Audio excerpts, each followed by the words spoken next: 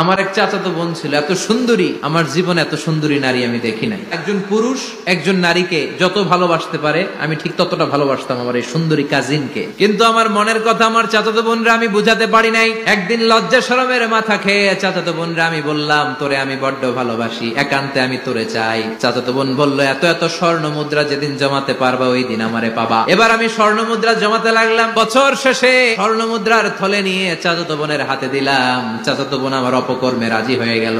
গোপন একটা রুমের ভেতরে আমরা ঢুকলাম, দুইজনেই জামা কাপড় খুলে নেকেড হলাম, জিনা করব, পাপ কাজ যখন আমরা শুরু করব। ইন দা মিন টাইম আমার চাচাতো বোন আমার ডেকে বলে, ও আমার চাচাতো ভাই, ইত্তাকিল্লাহ, আল্লাহরে ভয় কর, আমার সতীত্ব নষ্ট করে দিস না। আল্লাহ ওই মুহূর্ত থেকে ফিরে আসা কোনো পুরুষের পক্ষে সম্ভব ছিল না। চিৎকার মেরে জামা পেড়ে ওই ঘর থেকে বের হয়ে গেলাম। আল্লাহ রে, ওই দিনের আমলটা যদি তোমার দরবারে কবুল হয়ে থাকে, আজকের বিপদের দিনে তুমি আমাদের বাঁচাও।